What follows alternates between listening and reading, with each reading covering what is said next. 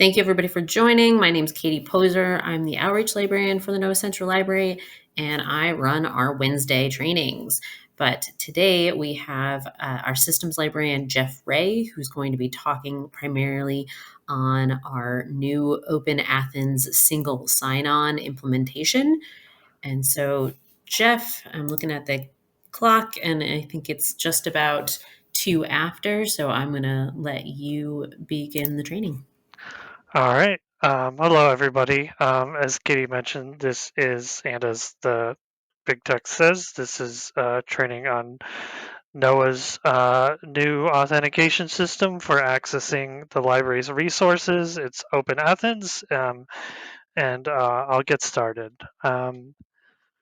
if I click on the screen.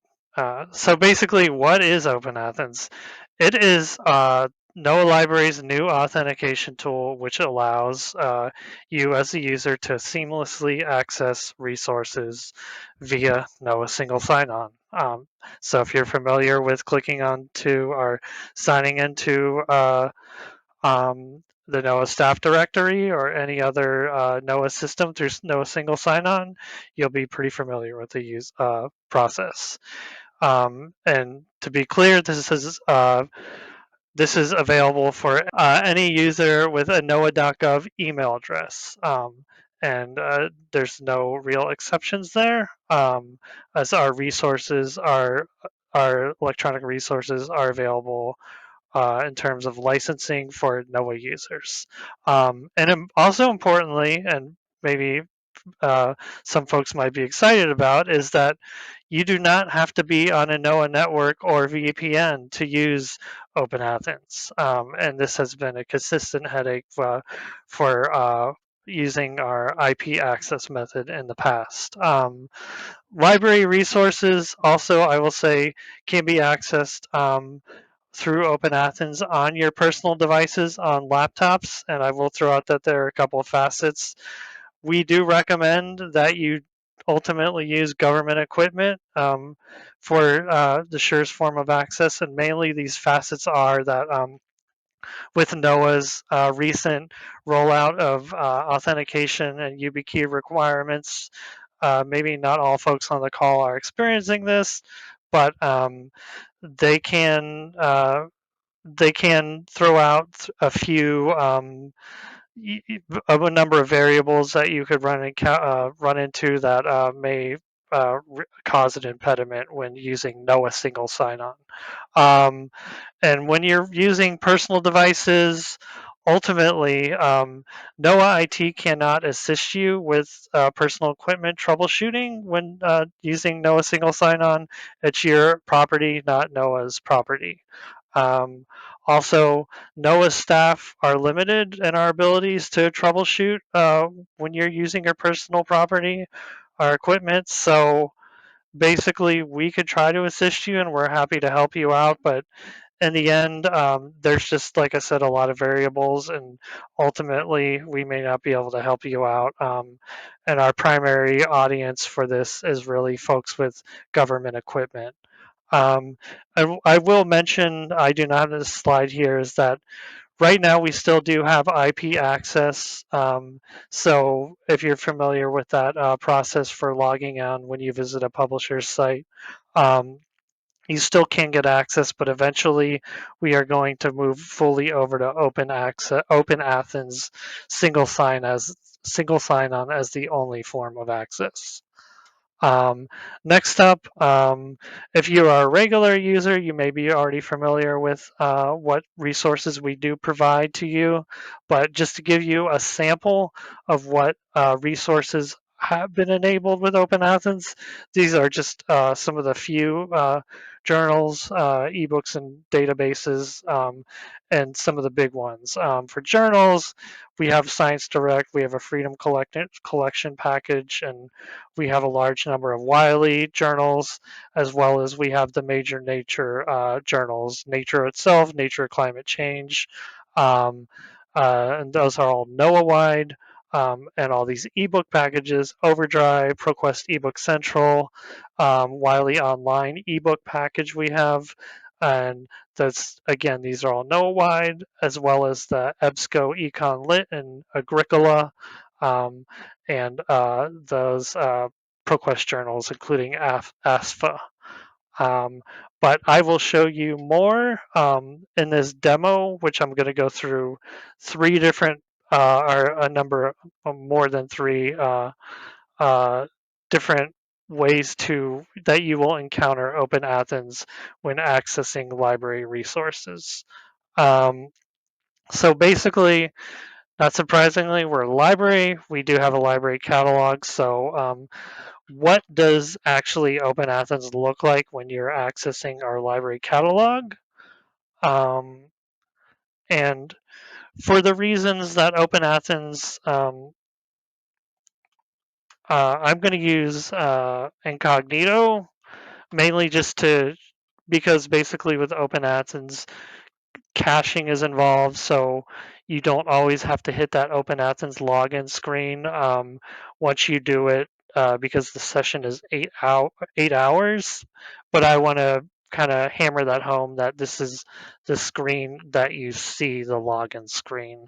Um, but I'm going to search for a journal bioacoustics, um, because I know that is OpenAthens enabled, and I want to show you what it looks like, including the login process and the language of what you will see for an OpenAthens enabled resource. So to make it a little more readable for everybody, when you search for a journal, an electronic resource in our catalog, you'll come across, something like this, which in this case is bioacoustics. Um, but you will see clear text that indicates NOAA single sign-on required. Um, and so this is OpenAthens enabled. You click on it, you get a landing page, how to sign in. You will want to click NOAA single sign-on, um, and your typical, you'll want to click your certificate. You may have multiple listed. You will select that, and I won't tell you my PIN, but I will enter it. And there you go. You get the NOAA single sign-on, um, and you are granted access. I will throw out that some of our resources that are enabled um, are restricted to certain libraries. Some are fully NOAA wide, so whether you're a contractor or federal staff, you'll be able to get it no matter where you are located. So the ones like I threw out, Bio One, are Science Direct, Wiley, and I already forgot the other one. But basically, if you run into a restriction message, I'll get to that later on, how to handle that. Um, but what I just demonstrated here, um, uh, basically, you don't have to be on the network to access something. So if you're at home and you're perusing the library catalog for resources, you could log in without an issue. And let me click the databases page. So if you're familiar with our library database pages, this is our newly redesigned database pages. It's going to go through a little more work, but the nice thing about this redesign is that with our rollout of OpenAthens as well, we have implemented a little legend. The benefit of implementing this legend is that for each of the icons, we've also added the NOAA single sign-on icon for all our resources that are enabled by single sign-on. Um, and so if you see this for this is an OpenAthens icon actually. Um, that will tell you which resources you could get access to, whether you are on the NOAA network or not. Um, so I'm going to go into incognito once again, and I'm going to show another resource which we recently got a couple of weeks ago, is The Economist. Um, and this is So this is also a benefit. Uh, I somewhat contradicted myself as I was going to refresh the go through incognito, but if you've already signed in with OpenAthens and through single sign-on, you do not have to do the single sign-on process again. Um, you you already have because that cache is there for 8 hours a day. I didn't have to log on through single sign-on. I am already authenticated into Economist through OpenAthens and single sign-on. So that's an additional benefit to OpenAthens. Um, so I am logged on to Economist, and I could read whatever article I want to there. I'm going to close out of this. And the other interesting thing about OpenAthens, and I think this will become even more important, is um, what is known as an institutional login. And I know some folks throughout NOAA have become are familiar with this, especially if you're a researcher, is that when you visit a publisher site, um, you can actually log into a resource. Let me delete my history through OpenAthens. So, say you want to go visit Bio1, and say you're not on the network, um, and you need to log on to this site, um, and you don't want to say you're like I'm not going to go visit the library catalog to log in through OpenAthens. Um, what you would do is, again, let me make this more readable for folks. Um, is that often sites, and one of the tricky things about this is libraries or publisher sites may differ in how their institutional logins appear and their locations, and that sometimes can be tricky. Is that you may have to do a little searching, but usually it will be in the top right or something where the sign in is located. But for Bio 1 in particular, you'll see access institutional sign in, and it will say says Open Athens.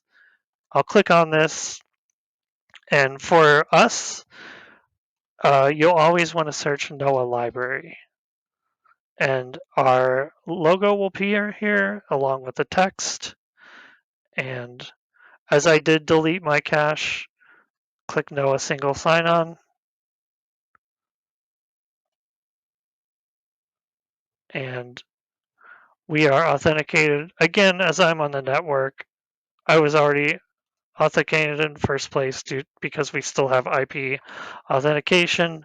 But this shows you, even if you're not on the network, you could still sign in, which has been a perennial headache for folks without VPN access or without a VPN. Um, the other feature of OpenAthens um, is that there's something known as the a redirector link generator. Um, this is basically if you have a specific link to an article. I'm just using a JSTOR. Basically, if you have a link to an article, you could drop it in here, and what it will create a link a proxy link that will allow you to create it, allow you to get an authenticate into that link or that article. So I'm grabbing this JSTOR journal just as an example, and you'll always see a specific format, usually something along the lines of um, it will always include Open Athens in here. And what you do is you grab this link, you have the original link on the left, the source link, and the Open Athens link on the right. I'll go into incognito. I may not have deleted my cache, but you'll get and it will immediately give you this login here. The nice thing about the redirector link generator is that my previous example where I had to go onto Bio One and search for NOAA Library as an institution, this directly brings you to NOAA Library, and it's pretty convenient, especially if you know what article you want to get access to. And so, sometimes publishers will have, pop-ups about, uh, create an account or something. You could ignore that if you're just getting an article or linking access to a specific journal.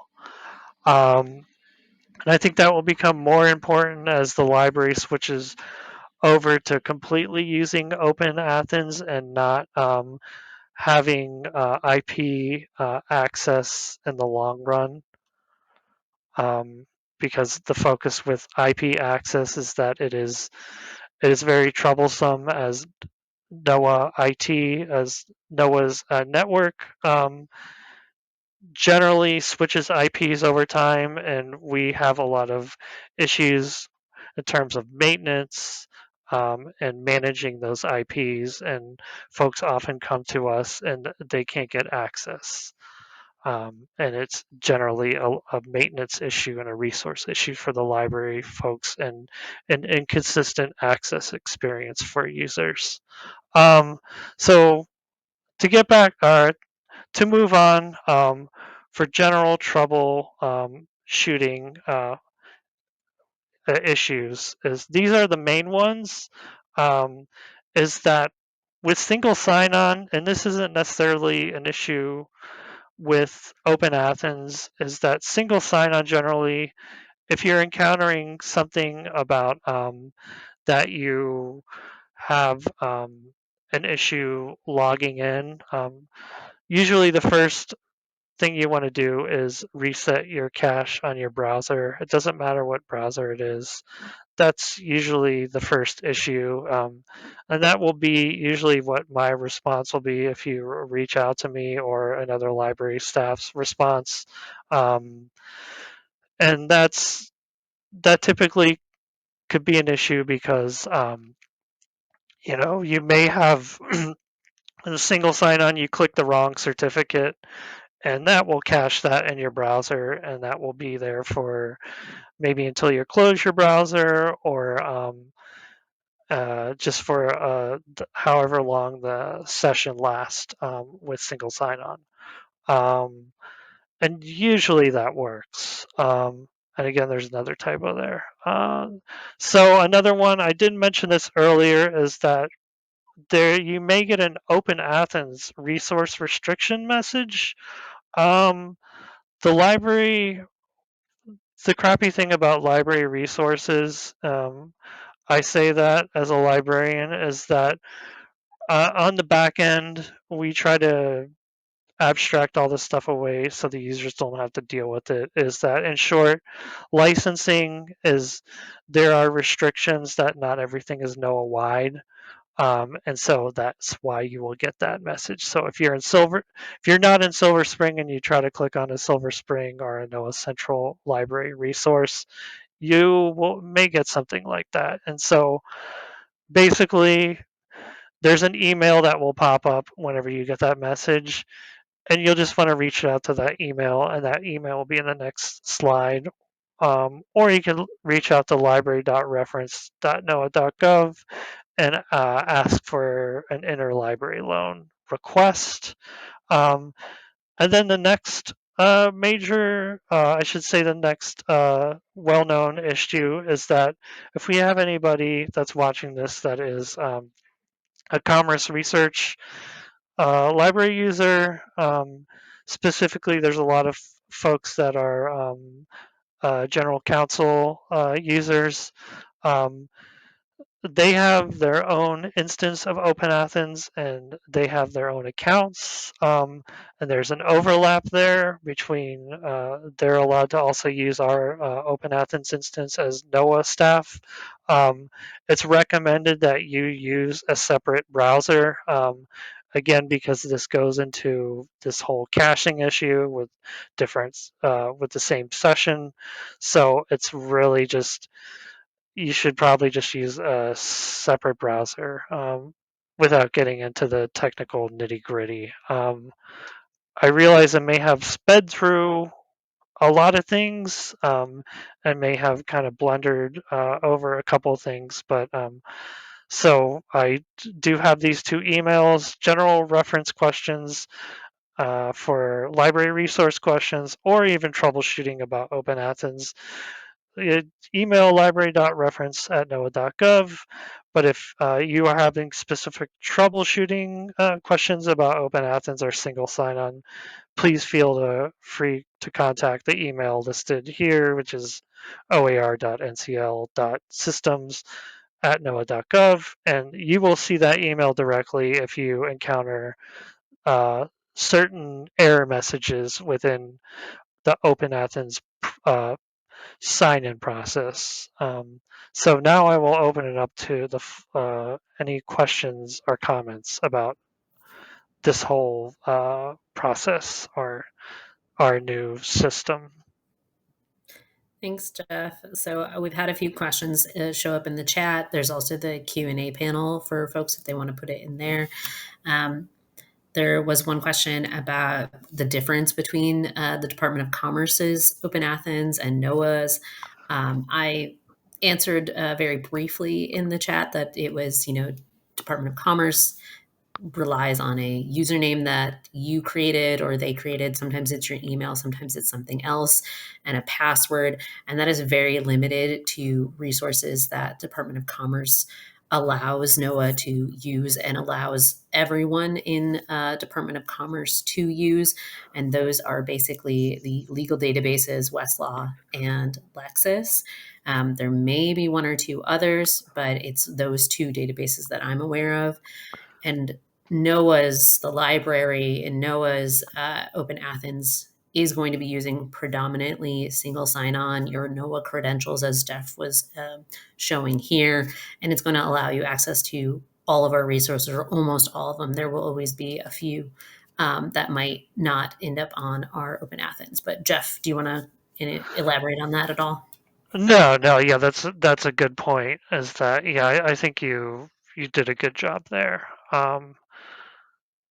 Yeah, Awesome. Um, I think I will also reiterate that if you are using this, like Jeff said, on a personal device, like your personal phone, you're traveling into work, and you're like, "Hey, I forgot to check that article that someone sent me. I'm going to use my phone to access it." If it's your personal phone, we may not be able to help you as much with those questions because it could be a matter of your service or the capacity on your phone and a number of things that we don't have control over. Um, but yes, please send your questions in. We'll try our best. But we can help most when you're using government furnished equipment. yeah, I will say yeah. That's also when you can reach out to your IT department too. Whether you're on CorpServe and you could put in an NS desk ticket, because one of the interesting things about Open Athens is that essentially it's a system that manages allows us to kind of it serves as a broker to manage our centralize our e-resource management like through and then in a centralized manner and then it allows us to connect to single sign-on. So there might be an issue with Open Athens itself, but there also, I think, a lot of the some of the issues that you may also experience are just really single sign-on issues. So like many folks, like if you're You may have like you click on. I mentioned if you click on the wrong certificate and you're getting an issue, you may have like you may run into that, and that happens all the time. Or like there's just some weird things could happen with single sign-on. And so having a government computer that allows you to say, I'm just going to call my IT department. It's not my job to troubleshoot IT stuff. And that's where the benefit of that comes in.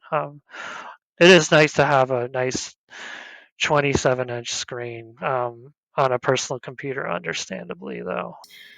I want to thank you for tuning in, and we will go back to our regularly scheduled Google Meet trainings that are not recorded starting next week. Our next Wednesday one will be for those who use EndNote. It'll be more of a beginner's resource training. So join us next week at the same time on Wednesday for an EndNote training. Thanks, everybody. Take care.